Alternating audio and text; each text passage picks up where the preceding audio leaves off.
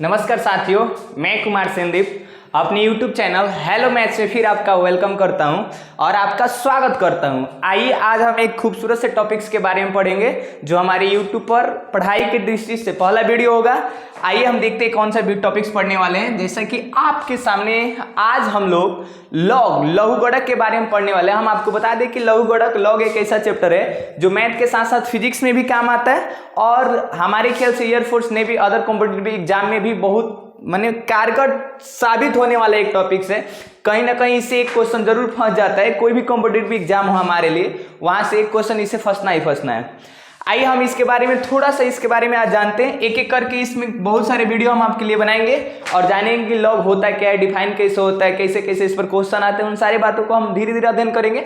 आइए सबसे पहले बेसिक्स लेवल से बात करते हैं। अगर आपके सामने देखा गया है लॉग एन और ए, तो सबसे पहले हम जानते हैं कि इसमें से एन क्या होते हैं और ए क्या होता है। देखो बाबू, अगर जो लॉग एन और ए लिखा है तो जो ऊपर वाला आपको दिखाई दे रहा है इसको हम आर्गुमेंट पढ़ते हैं। क्या पढ़ते हैं? आर्गुमेंट के नाम से जानते हैं। और जो आपको नीचे दिखाई दे रहा है इसको हम बेस कहते हैं। क्या कहते हैं? बेस।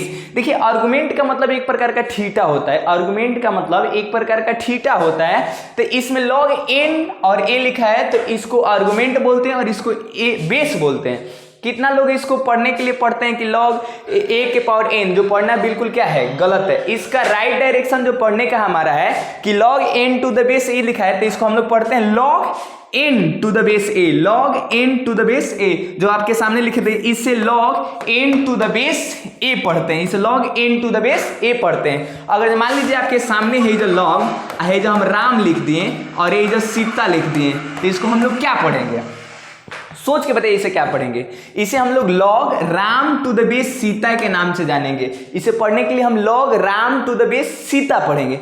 आइए हम आगे पढ़ते हैं, थोड़ा सा और आगे बढ़ते हैं। जैसे आपके सामने दिखाई दे रहा है कि log N to the base यदि हम लिखे हैं तो सबसे पहले प्रश्न उठता है कि कोई भी चीज को डिफाइन होने के लिए कहीं ना कहीं बहुत सारा शर्त होता है। ठीक उसी प्रकार से लॉग को डिफाइन होने के लिए कुछ मैथमेटिशियन ने शर्त रखा और इसका ये शर्त होता है कि log N to the base में जो आपका आर्गुमेंट है और ये बेस है, इसमें कुछ कंडीशन लगा दिया गया। पहली बात की जान लीजिए कि लॉग कभी निगेटिव में डिफाइन नहीं होता है, तो इसमें कंडीशन ये लगाया गया कि जो आपका आर्गुमेंट है ये 0 से बड़ा होना चाहिए। पहली बात कि लॉग में जो आपका आर्गुमेंट है ये 0 से बड़ा होना चाहिए। ये जो आपका बेस में है ये भी 0 से बड़ा होना चाहिए। ये भी आपका 0 से क्या होना चाहिए? बड़ा होना चाहिए। यानी 0 से बड़ा होने का अर्थ ये साफ सुथरा हो गया कि हमें केवल और केवल पॉजिटिव होना चाहिए।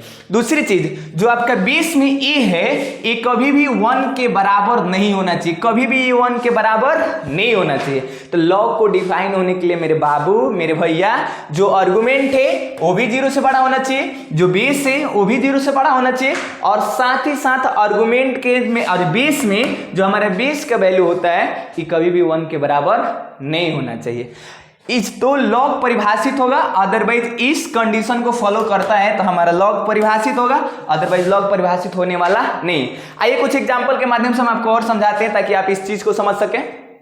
जैसे आपके सामने एक प्यारा सा क्वेश्चन दिखाई दे रहा होगा एग्जांपल के तौर पे, जैसे हम लॉग लिखे हैं लॉग 5 टू द बेस 7। फिर से खाली पढ़ना सीख लीजिए। इसको पढ़ते हैं log 5 to the base 7। Log 5 to the base 7। तो लॉग 5 टू द बेस 7 में ई वैल्यू आपका n का है और ई वैल्यू जो देख रहे हैं आप a का है। तो हम आपको इसके पहले भी तुरंत दिखाए थे कि लॉग तब ये परिभाषित होता है यदि n का वैल्यू 0 से बड़ा हो और a का वैल्यू 0 से बड़ा हो और a नॉट इक्वल टू क्या हो? 0 हो। इस माध्यम से देखेंगे तो हमारा 5 जो 0 से बड़ा है, ये कथन सत्य है, सत्य है, सत्य है, 110% क्या है? सत्य है। 7 भी 0 से बड़ा है, ये भी हमारा कथन क्या है? सत्य है। और 7 कभी 1 के बराबर नहीं हो सकता है, ये भी हमारा कथन क्या है? सत्य है। इसका मतलब लॉग 5 टू द बेस जो 7 हम एग्जाम्पल लिखे हैं, ये समझ लीजिए एक प्रकार का परिभाषित एग्जाम्पल है और इसके लिए लॉग का मान हम आसानी से बता सकते हैं। ओके, नेक्स्ट एग्जाम्पल आपके सामने दिखाई दे रहा होगा कि log 3 to the base -7। log 3 to the base -7 में 3 तो 0 से बड़ा है, ये बात सत्य है, लेकिन -7 0 से बड़ा हो सकता है? कतई नहीं हो सकता है, बिल्कुल नहीं हो सकता है। तो ये हमारा कंडीशन यहाँ गलत हो गया, गलत हो गया। जबकि -7 1 के बराबर नहीं होते, ये हमारा कंडीशन सत्य है, लेकिन यहाँ पर गलत हो गया। तो अगर जो log 3 -7 की बात करें तो ये एक परिभाषित वैल्यू नहीं है। हम उम्मीद करते हैं थोड़ा सा कंसेप्ट को आप क्लियर कर पाए होंगे कि log लॉग कब परिभाषित होगा और कब परिभाषित नहीं होगा। एक दो और एग्जांपल्स आपको और बढ़िया से समझाने का प्रयास करते हैं। जैसे लिखिए एक और एग्जांपल दिया है कि log 1 to the base 7, log 1 to the base 7, पहला कंडीशन होता है कि ये हमारा जो n का वैल्यू है ये 0 से बड़ा होना चाहिए, जो बात सत्य है, 0 से बड़ा आपको दिखाई दे रहा है। दूसरा कंडीशन ये होता है कि जो हमारा a का वैल्यू है ये भी 0 से बड़ा होना चाहिए, जो 7 है ये भी 0 से बड़ा है। और तीसरा कंडीशन जो हमारा यहाँ a मौजूद रहता है वो 1 के बराबर नहीं होना चाहिए, जो 7 कभी 1 के बराबर नहीं होगा। इसका मतलब ये भी कंडीशन हमारा क्या है, सत्य है। इसका मतलब ये जो हम एग्जाम्पल लिखे हैं ये 110% क्या है, परिभाषित है, और इसका मान हम निकाल सकते हैं। जो लास्ट वाला आप एग्जाम्पल देख रहे हैं कि log 7 to the base a, ये देखिए log 7 to the base a में 7 0 से बड़ा है, 110% सत्य है। नियमतः एक भी 0 से बड़ा है, ये भी हमारा 110% का है, सत्य है। लेकिन लेकिन लेकिन है एक क्या कभी 1 के बराबर नहीं होगा, बिल्कुल 1 के बराबर होगा। ये मतलब ये लिखा गया स्टेटमेंट बिल्कुल क्या है, गलत है, गलत है, गलत है। इसका मतलब 2 गो सही है लेकिन तीसरे स्टेटमेंट में आके हम गलत हो गए। इसका अर्थ है कि ई वाला जो हम एग्जाम्पल लिखे हैं इसका मान हम नहीं निकाल सकते हैं। उम्मीद करते हैं आप लॉग के बारे में इतना, एग्जाम्पल लॉग को कब परिभाषित होता है कब परिभाषित नहीं होता है, इसको क्या पढ़ते हैं क्या नहीं पढ़ते हैं, इतना चीज जान चुके होंगे। अगले एग्जाम्पल में हम लॉग का ढेरों सारा क्वेश्चन लेके मिलेंगे। तब तक के लिए जय हिंद साथियों।